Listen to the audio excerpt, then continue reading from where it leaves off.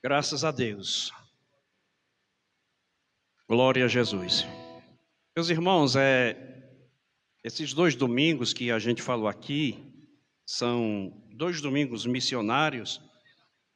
Com certeza é uma preparação para todos nós, porque agora no mês de setembro nós queremos iniciar um trabalho de evangelismo aqui da Câmara dos Vereadores até a Baixa Fria, toda essa região. Enquanto a gente não chegar no final, nós não vamos parar nessa região. E temos outra aqui para o lado do Santo Amaro. Então, precisamos de irmãos, irmãs, jovens, que tiverem disposição e desejo de falar de Jesus, falar do amor de Deus. Vá se preparando, vá orando, vá consagrando, vá procurando conhecer mais a Bíblia, porque nós teremos esse desafio, porque essa é a nossa missão, é pregar o Evangelho, anunciar a Jesus Cristo ao mundo. A Bíblia diz assim: como ouvirão se não há quem pregue? E como pregarão se não forem enviados? Enviados todos nós já fomos, Jesus já nos enviou, só falta a gente obedecer.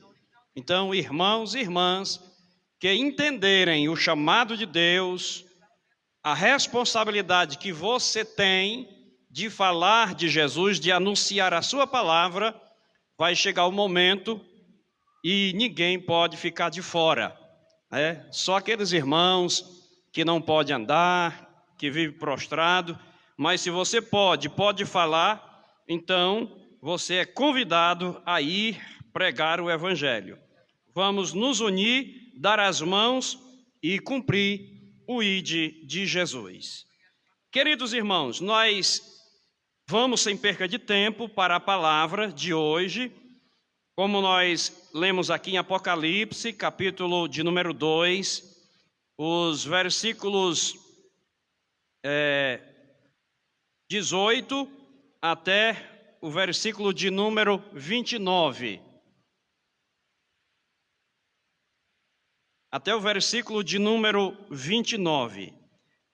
Nós já passamos aqui pela a carta de Éfeso, Esmirna, Pérgamo, e hoje é a carta de Tiatira. Glória a Jesus. Esta carta, direcionada à igreja, ou ao anjo da igreja, que está em Tiatira. Existem essas cidades, denominadas aqui 7 cidades da Ásia. São cidades e igrejas, cada uma com uma história, cada uma com as suas virtudes e cada uma com os seus defeitos. Deus exalta as virtudes e recomenda, chama a responsabilidade por causa dos seus defeitos. Jesus é bom, Jesus é maravilhoso, ele sempre chama as pessoas à responsabilidade.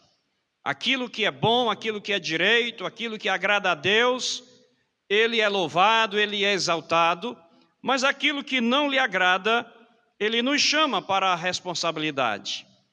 Então, a igreja ou a cidade de Tiatira, ela foi fundada por Seleuco I, porque teve outros. Seleuco I foi o fundador da dinastia da Seleucia, em torno de 190 anos antes de Cristo. Ela foi tomada pelos romanos. Então veja, uma cidade fundada por este imperador Seleuco, que foi ele o fundador da dinastia Seleucia, e em 190 antes de Cristo, ela foi tomada pelos romanos. Tiatira sediava um importante culto a Apolo, viu? Sediava um culto a Apolo. Apolo, na mitologia grega, ele era filho de Zeus. Viu? Na mitologia grega, ele era filho de Zeus.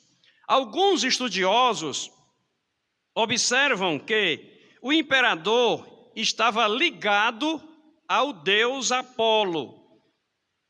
E esses mesmos estudiosos defendem que ele pode ter sido cultuado em Tiatira, como a manifestação terrena deste Deus.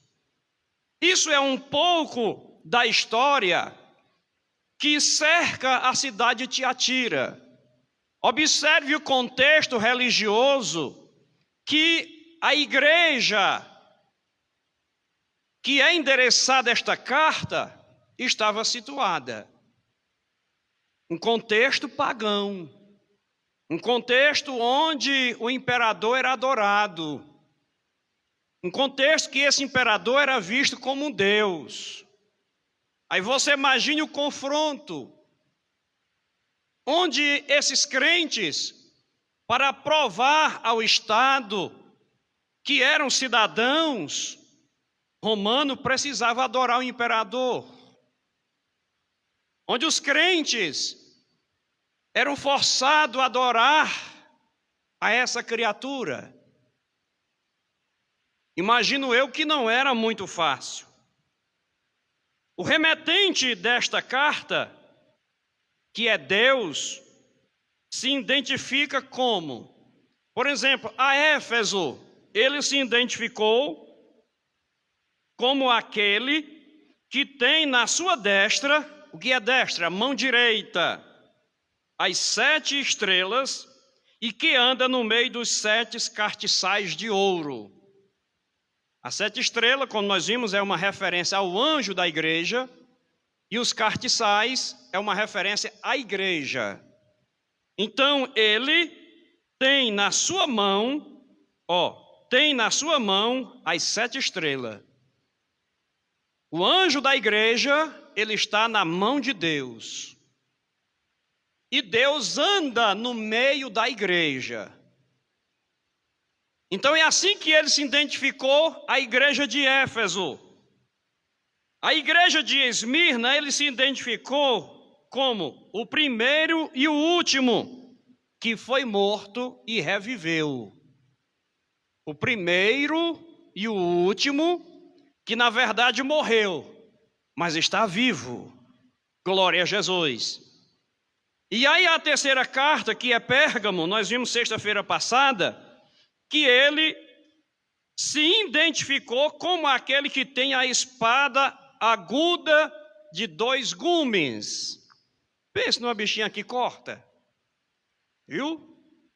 Uma espada aguda. Ela tanto corta como penetra. Essa espada é a palavra. A palavra de Deus, que é mais penetrante do que espada alguma, de 2 gumes. Penetra até as juntas, vai até a medula, e ainda tem o poder para discernir os pensamentos e as intenções do coração. Esta é a palavra, a espada aguda de 2 fios. Glória a Jesus.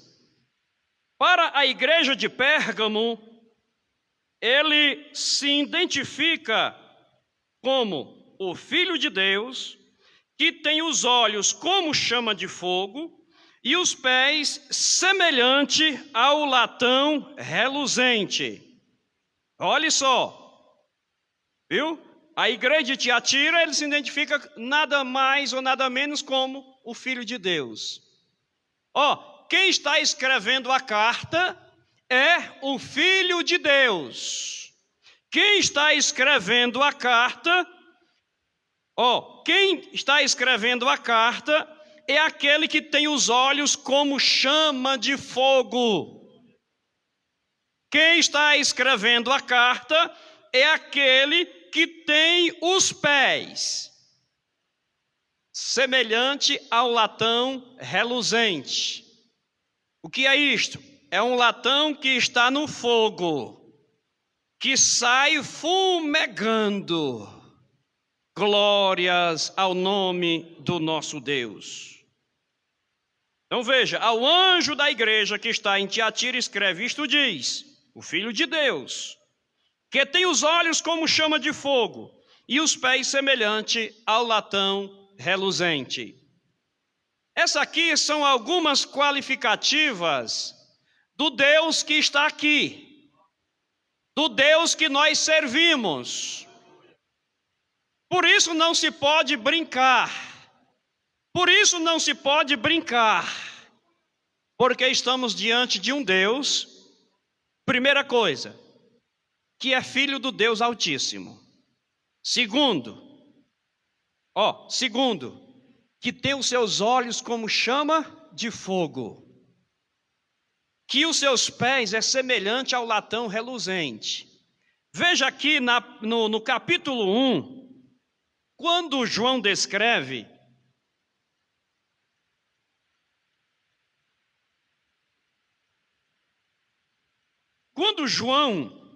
na ilha de Pátimos, diz que foi arrebatado em espírito no dia do Senhor, isto é, o dia de domingo, e ouviu detrás dele uma grande voz. A voz era semelhante ao toque de uma trombeta. E dizia para ele: João, o que tu vês? O que tu vês, escreve no livro, e envia-o às 7 igrejas da Ásia. Aí João diz: e virei-me para ver quem falava comigo. E virando-me, vi 7 cartiçais de ouro, as 7 igrejas. Aí veja o que ele descreve. E no meio dos 7 cartiçais, um semelhante ao Filho do Homem, vestido até os pés, e uma veste comprida,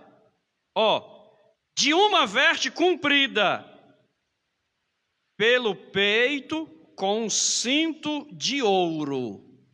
Uma veste comprida e aqui, uma faixa, um cinto de ouro. E ainda, e a sua cabeça e cabelos eram brancos, como lã branca. Tem pessoas que não querem que os seus cabelos fiquem brancos. Está começando a ficar branco, larga a tinta. Mas a Bíblia diz que as cãs, que é cabelo branco, é a coroa dos velhos. Então ele aqui apareceu para João na visão como aquele que tem a cabeça e os cabelos brancos, como a lã branca, como a neve, e os olhos como chama de fogo. Os seus pés semelhante ao latão reluzente, como se tivesse sido refinado numa fornalha, e a sua voz como a voz de muitas águas. Ele tinha na sua destra, isto é, na sua mão direita, 7 estrelas, e da sua boca saía uma aguda espada de 2 fios. E o seu rosto era como o sol, quando na sua força resplandece. Para nós aqui, quando é que o sol na sua força resplandece? Meio-dia em diante. Quando nasce aqui, 7, 8, 9 horas, até 10 horas, é suportável. Mas quando ele está aqui, de meio-dia até pender para as 3 horas da tarde, é quente. Pois é essa identificação que, segundo a visão de João, ele classifica Jesus, a quem ele viu. Glória a Jesus. Pois é este Jesus que apareceu para João na ilha de Pátimos e escreve a carta à igreja de Tiatira.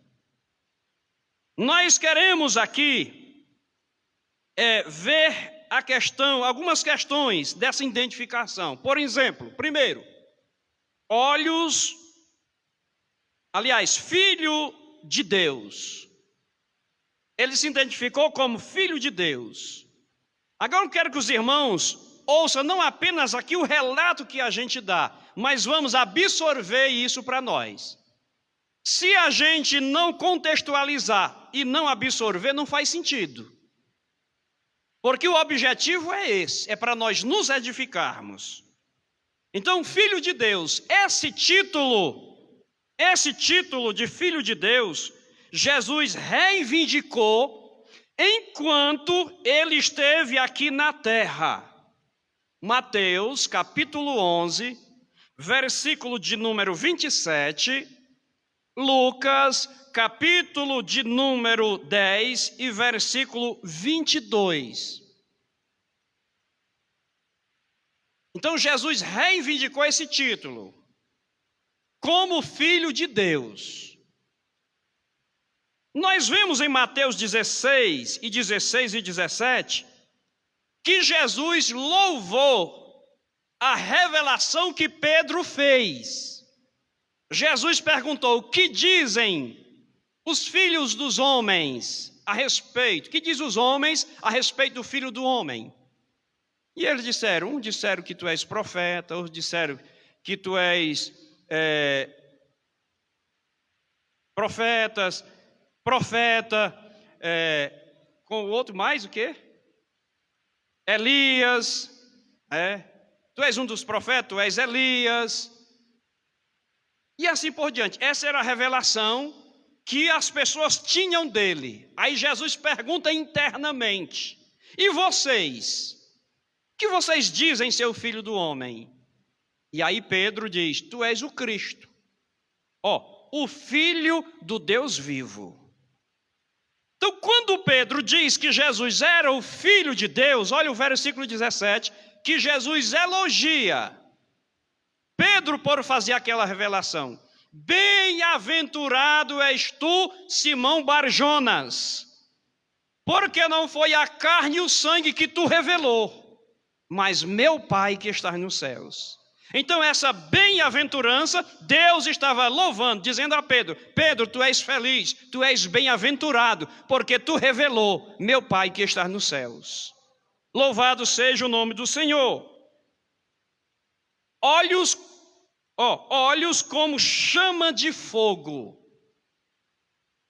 Ele é capaz de penetrar no interior de cada ser humano e conhecer, revelar os segredos do coração. Viu? Ele com os olhos como chama de fogo, dá o poder de penetrar no íntimo de cada ser humano, ter conhecimento e revelar o que está no íntimo, no ser, no coração, no mais escondido, no canto mais escondido do seu ser. Ele tem condição de ver e revelar. Observe o que ele disse a Jeremias, capítulo 17 e o versículo 10. Jeremias diz assim: enganoso é o coração e perverso, mais do que todas as coisas. Quem o conhecerá? Aí ele disse: eu conheço o coração, eu esquadrinho o coração, para dar a cada um segundo os seus caminhos e segundo o fruto das suas ações. Pense aí num julgamento justo. Por que é justo? Porque é baseado na justiça.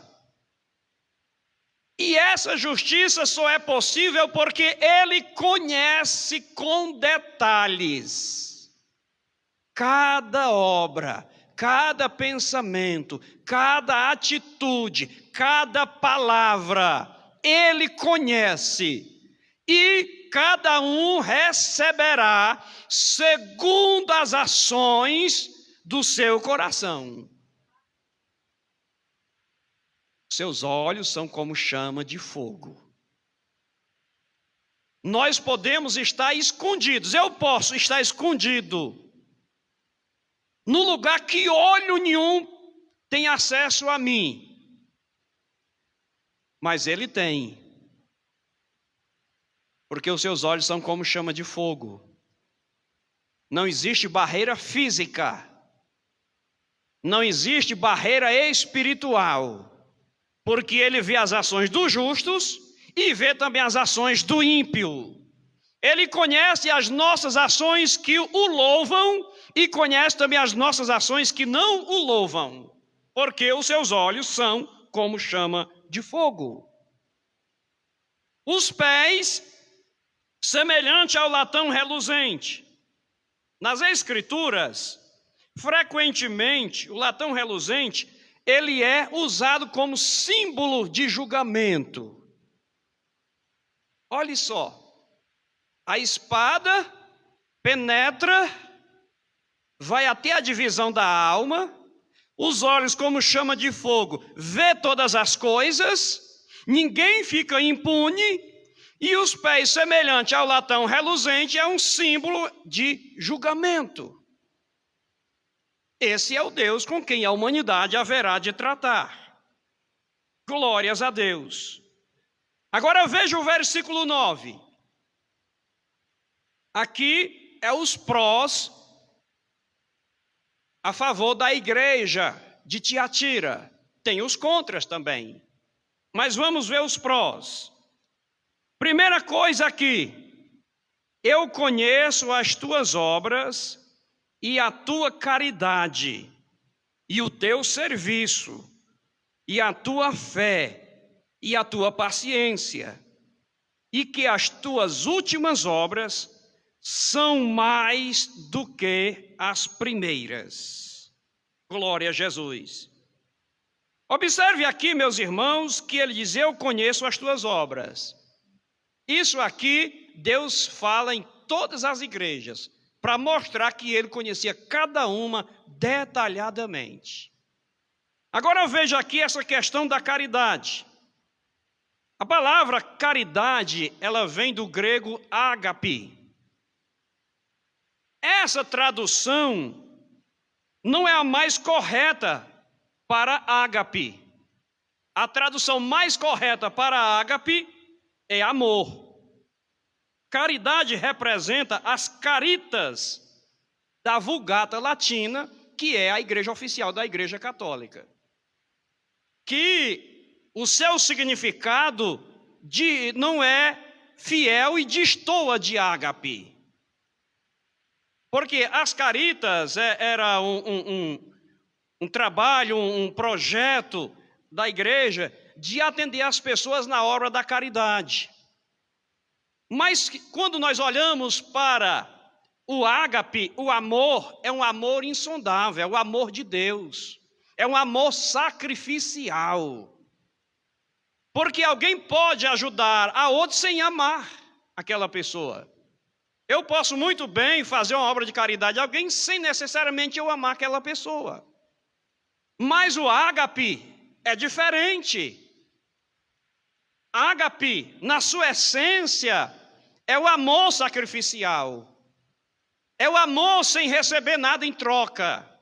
É o amor que se doa por alguém que não presta. Isso é ágape. Outra coisa que Deus viu aqui, o serviço. A Bíblia não relata que serviço era. Mas o que é que se entende por serviço? Serviço vem do grego diáconos. Segundo Bayer, é qualquer realização de serviço feito com amor genuíno. Segundo Lenski, é o serviço voluntário para o benefício e ajuda daqueles que precisam dele, e realizado liberalmente. Isso é serviço. Recapitulando aqui, serviço vem de diáconos. Diáconos é um serviçal. Então, segundo Bayer, é qualquer realização de serviço feito com amor genuíno. Então, nós não temos aqui a descrição que serviço era, mas a tradução diz o que era este serviço. Viu? Este serviço. Qualquer realização de serviço feito com amor genuíno. Vamos supor aqui que o irmão, a irmã, faz um serviço a Deus, de assistência ao próximo, de visita a um doente, zela a igreja, prega o evangelho. Você faz um serviço.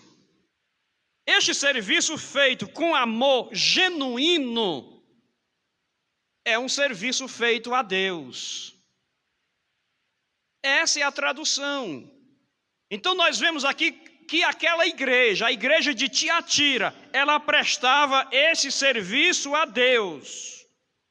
A terceira coisa aqui que nós vemos, que Deus falou a respeito das qualidades daquela igreja, a paciência.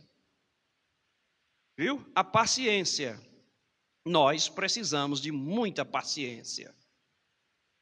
E eu não estou falando aqui da paciência na luta diária de criação de filhos, de convivência, não. Estamos falando aqui da paciência ligado à esperança, nas promessas de Deus. A paciência, ela vem do grego hipormone. Hipormone significa mais do que suportar. Olhe, passivo de privações, provações. Na verdade, é uma constância ou persistência. Observe aqui essa palavra passivo. Jesus disse assim: se alguém te bater numa face, oferece-lhe a outra. É claro que Jesus não estava falando no sentido literal. Ele estava falando de paciência, de alguém sofrer. O que é oferecer a face? É alguém lhe prejudicou, mas você passivamente resiste, aguenta. Por amor a Cristo. Isso é paciência. Alguém te ofendeu, alguém te machucou, mas você está ali, firme e forte, não revida, não revidando e oferecendo a outra face. Aí isto é paciência segundo os olhos de Deus. Então Deus via a paciência da igreja de Tiatira. Em outras palavras, a igreja sofria, os irmãos sofriam, mas estavam lá, passivos, pacientes, servindo a Jesus com alegria, sem olhar para as circunstâncias. Você sabia que em nossos dias tem crentes que são circunstanciais?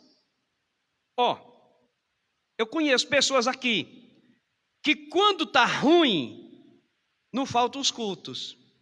E conheço pessoas que quando está bom, faltam os cultos. E vice-versa. São crentes circunstanciais. Se as coisas estão dando certo, alegria, fala até em línguas estranhas. Mas se as coisas não estão dando muito certo, é um momento de provação, desaparece, entristece, não congrega.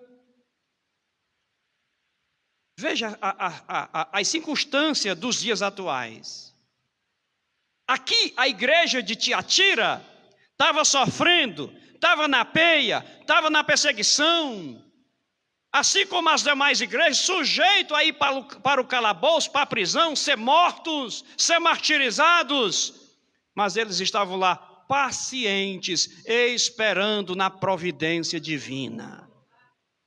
A Bíblia diz que nós não temos que lutar, não é contra a carne nem contra o sangue. A nossa luta aqui não é de murro, não é de porrada, não é de língua. A nossa luta é contra o inimigo invisível. E para lutar com o inimigo invisível não é com espada. É a pessoa você com espada tentando golpear quem você não está vendo. A nossa luta é contra os príncipes das trevas, que, segundo Paulo, povoam aqui os espaços celestiais. E aí nós temos que usar as armas espirituais. Glória a Jesus. Então a igreja, ela era paciente. Agora, uma coisa que me admira e me deixa, eu acho que essa inveja aqui não é pecado. Veja aí a última parte do versículo de número 19. E que as tuas últimas obras são mais do que as primeiras. As tuas últimas obras são mais do que as primeiras. Vejam aí, meus queridos irmãos, que qualidade excepcional que a igreja de Tiatira tinha. Enquanto Éfeso, deixa eu ver se é Éfeso. Não, enquanto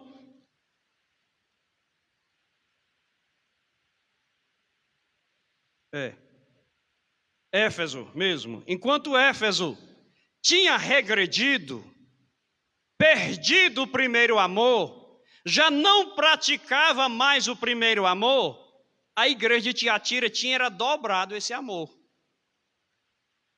A igreja de Tiatira cresceu na provação, mas no fogo. E esse fogo tinha aumentado. Se os crentes no começo eram fervorosos para ir ao culto, agora é que eles eram mais fervorosos. É o inverso dos dias atuais. Que eu lembro que quando nós aceitamos Jesus, chuva não impedia da gente ir para a igreja. Que a gente morava no sítio, nem energia tinha. A gente ia no escuro, caindo dentro de buraco, raposa doido, mordendo irmãos no caminho, mas nós ia para o culto.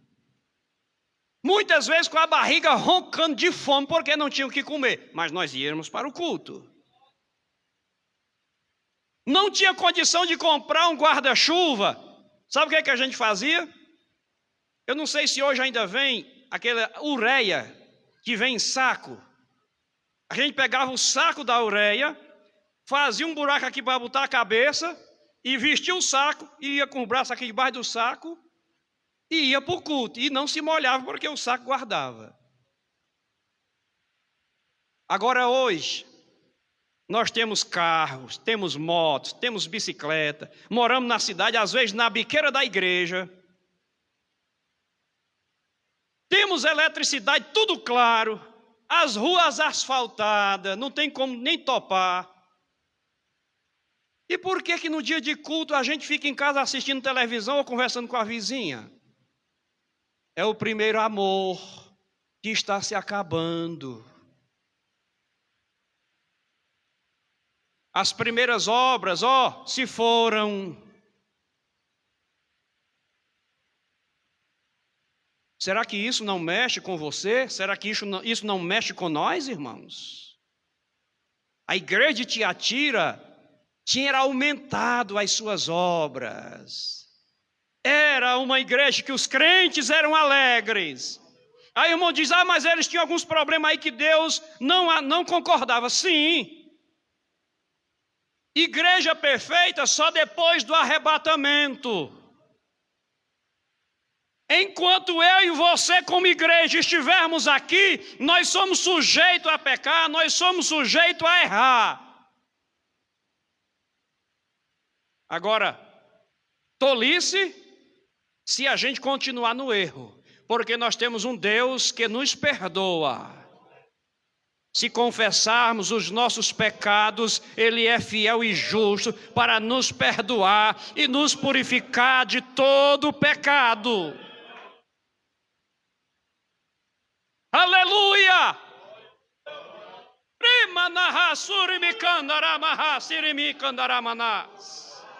Uma igreja defeituosa, mas é uma igreja que vence, porque ela reconhece os seus defeitos, ela reconhece os seus pecados, aleluia! E ela caminha de cabeça erguida em direção à pátria celestial.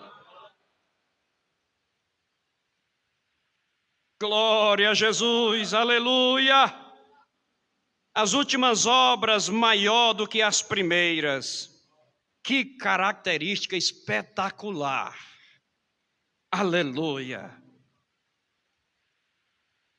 A Nova Bíblia inglesa traduz como: vocês agora estão fazendo ainda melhor do que no princípio. É a tradução da Nova Bíblia inglesa. Aleluia! Os irmãos vão dizer, mas o irmão Carlinhos não sabe inglês. Como é que sabe? Ora, tem tradução aí, tem tradutor no Google.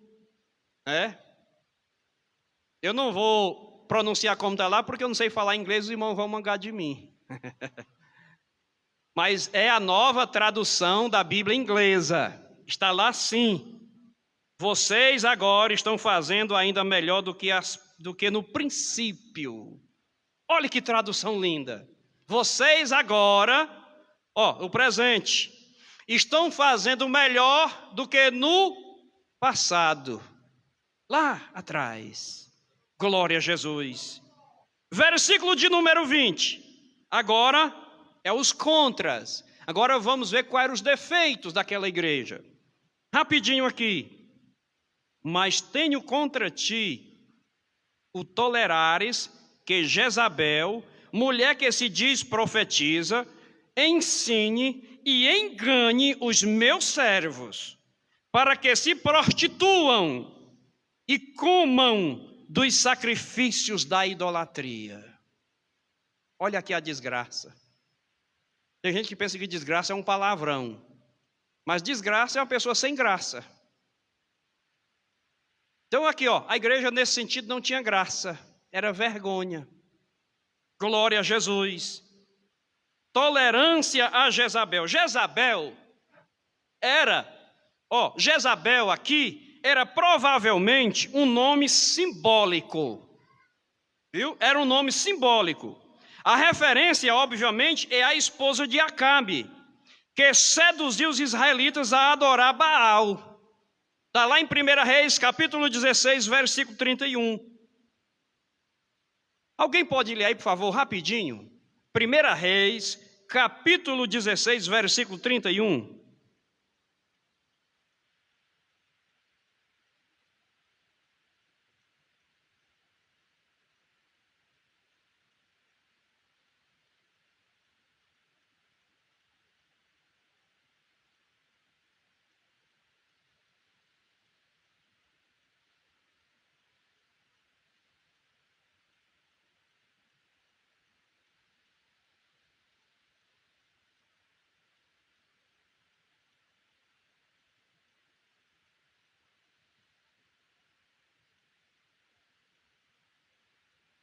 Pronto, isso aí por influência de Jezabel, que era esposa de Acabe. Ela também, ou também são mencionados na Bíblia as suas prostituições, as suas feitiçarias. Está registrado em 2 Reis, capítulo 9, versículo 22. Jezabel aí, mulher de Acabe, ela não era profetisa. Viu? Ela não era profetisa, mas ela tinha ao seu serviço 850 profetas de dois deuses, 450 do deus Baal e 400 do deus Azerá ou Azera, conforme seja a tradução. Viu? Ela não era profetisa, mas ela tinha estes homens aí, profetas, a seu serviço. Agora veja aqui, ela ensinava os servos de Deus, Deus diz aqui, mas tenho contra ti que toleras que Jezabel, mulher que se diz profetiza, ensine e engane os meus servos. A deficiência daquele pastor é que ele tolerava, isto é, fazia vista grossa para aquele pecado. Fazia vista grossa. Não tem problema. Enquanto isso, este espírito maligno estava levando dificuldade para a igreja. Estava levando dificuldade para a igreja. E ela estava ensinando aqueles irmãos a comerem dos sacrifícios da idolatria. Olha, irmãos, naquele tempo, o culto a esses deuses, ele era regrado de imoralidade sexual. Era sacrificado crianças, sacrificado animais, e este espírito maligno ensinava os irmãos a comer das coisas sacrificadas aos ídolos. Veja o que é que Paulo diz em 1 Coríntios, capítulo 10, versículo 20 ao 22. Paulo diz assim: antes digo que as coisas que os gentios sacrificam, as sacrificam aos demônios e não a Deus. E não quero que sejais participantes com os demônios. Não podeis beber o cálice do Senhor e o cálice dos demônios. Não podeis ser participante da mesa do Senhor e da mesa dos demônios. Ou, ele faz uma pergunta, ou irritaremos o Senhor? Somos nós mais fortes do que ele? Você, corpozinho franzininho, pequenininho, magrinho, aí chega um grandão, altão, 1,90 m de altura, os braços dessa grossura. Você vai irritar ele? Vai não, você tem medo que ele é grande, é poderoso, ó. Se der ali um moço, vai passar 3 dias caçando a cabeça e não acha. Pois bem, dentro dessa analogia, o que somos nós diante de Deus? Então Paulo deixa muito claro que as coisas que os gentios sacrificam, sacrificam aos demônios e não a Deus. E eu não quero que vocês sejam participantes da mesa dos demônios. Nós vimos aqui, esses dias aí, a mesa do demônio. Não é só a questão do culto idólatra, é todo o contexto. Nós precisamos ter muito cuidado, porque às vezes aproveitamos o momento de parque, de muitos vendedores que vêm para a gente comprar coisa que aqui não tem. Você está participando da mesa dos demônios. Está contribuindo. Por que eles estão aqui? Por causa da idolatria. Por que o parque vem aqui? Tão inocente, levar meus bichinhos para se divertir. Está ensinando o caminho errado, a participar da mesa dos demônios. E olha aqui o que é que Paulo diz, nós já vamos encerrar. Não podeis beber o cálice do Senhor e o cálice dos demônios. Você está aqui tomando o cálice do Senhor, a Santa Ceia, o cálice, o sangue de Cristo, participando da mesa do Senhor e ao mesmo tempo participando da mesa dos demônios. Você não pode estar aqui na mesa do Senhor participando do pão e participando da mesa dos demônios. Se isso acontecer com você, peça perdão. Se reconcilie com Deus, porque Ele é poderoso para te perdoar. Se não aconteceu, graças a Deus, que você, em obediência ao Pai Celestial, aleluia, não participou da mesa dos demônios e está apto para participar da mesa do Senhor. Glória a Jesus. Que o Senhor nos ajude, que o Senhor nos abençoe. O tempo já se foi.